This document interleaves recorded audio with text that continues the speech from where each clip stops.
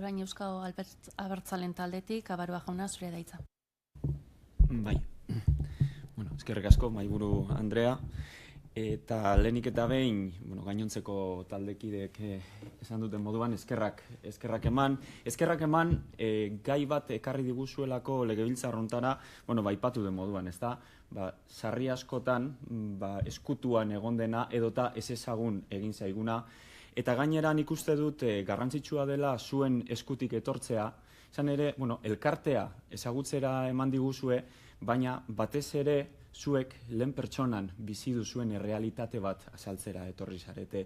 Eta garrantzitsua da hori, uste dudalako hezkuntzako alor desberdinetan gertatzen den bezalaxe hemen ere erantzunkidetasuna eta elkarlana ezinbestekoa direla. Beraz, zuen esperientzia eta gainera irakasle izanik eta gainera familia errealitate hori ezagutzen duten familien ordezkari legez uste dut ikuspegi integralago bat izateko aukera lortu dugula agerraldi honekin.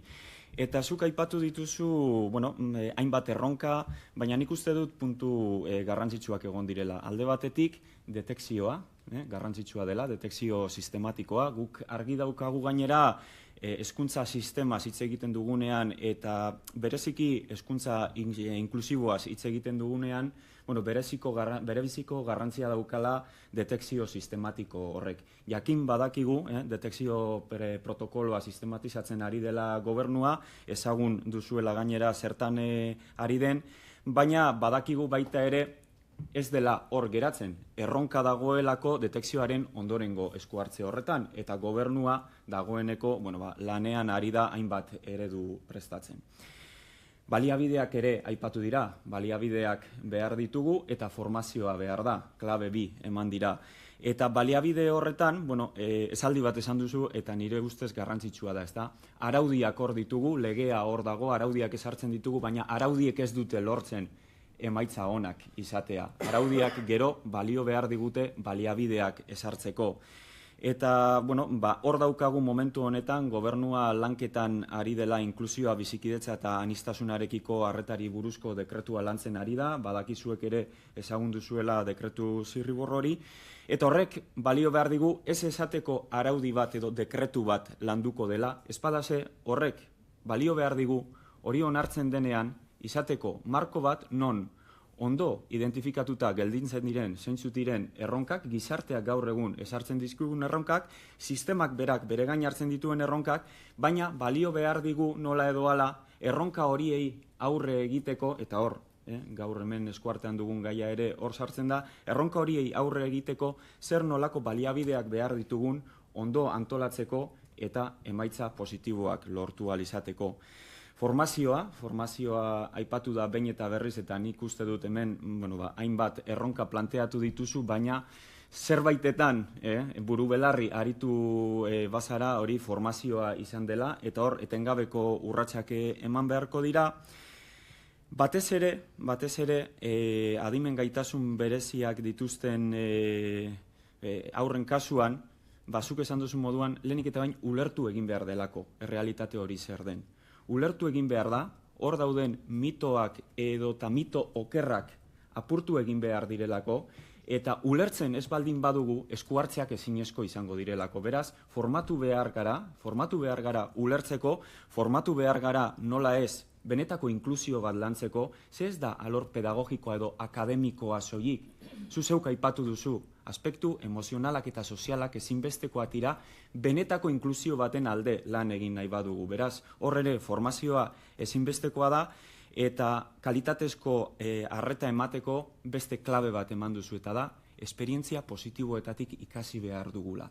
Ikasi behar dugu zer ondo egiten den, hori baliatu behar dugu eta zer hobatu behar den. Beraz, hor badugu beste erronka bat. Eta esperientzia positiboak aipatu dira eta ikusi dut hor eskatzen den beste gauzetariko bat dela, beste unibertsitate batzuekin ere mentoriak martxan jartzea. Badakitor zurekin mentoria badagoela Jaurlaritza eta Deustuko unibertsitateak elkarlanean ematen dutela, eta gainera dira mentoriak, ikasleen formazioaz gain abileziak ere balioan jartzen dituztenak. Beraz, esperientzia positiboa hor dago, hortik ikasi behar dugu, bada bigarren edizioa uste dut dela aurtengoa, eta hainbat ikasle hor badaude, beraz, horrek balio behar digu, aukera gehiago izateko etorkizunera begira ere.